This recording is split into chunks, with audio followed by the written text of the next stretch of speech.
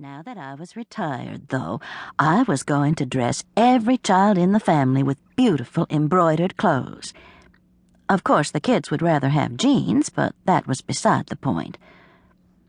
So I was practicing happily on an old soft blouse of mine, smocking and thinking about spending Christmas in Warsaw with Haley, which Fred, Mary Alice, and I were going to do, when Mitzi Pfizer knocked at my back door.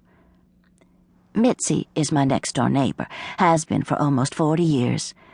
She's also one of my favorite people, a pretty woman with no pretense about her. We've helped each other through a lot of things during those years. "Hi," I said. "Come on in and tell me what you think of these stitches." Mitzi pushed her bifocals up on her nose and examined my work. "Looks good." "Come on in the den. Oprah's fixin' to tell us what to read this month. You want some tea or something?" "No, thanks."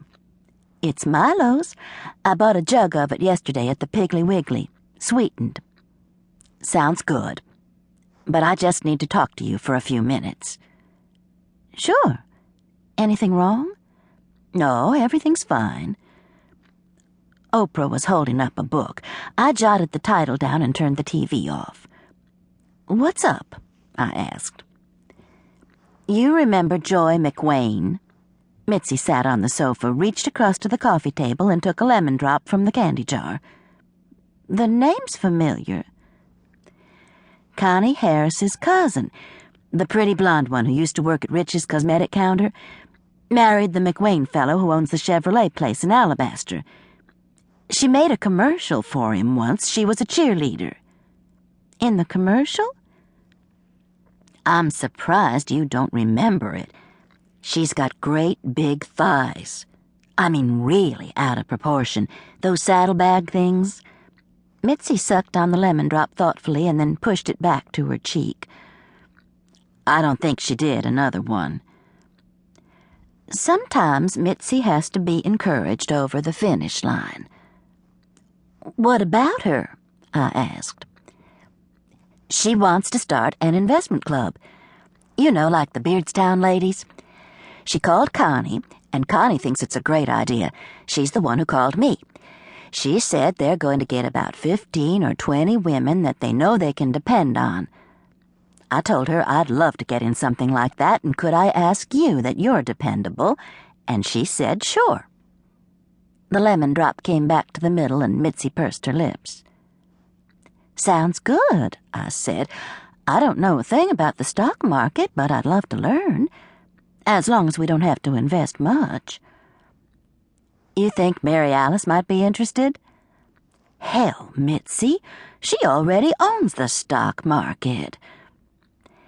An exaggeration, but thanks to being widowed by 3 husbands who were all rich as Croesus, Mary Alice is not wanting in the money department. "But she might help us out with which stocks to buy. Tell us what her brokers are advising." "I'll mention it to her," I said, "but she needs an investment club like she needs a hole in her head." "But you're definitely interested."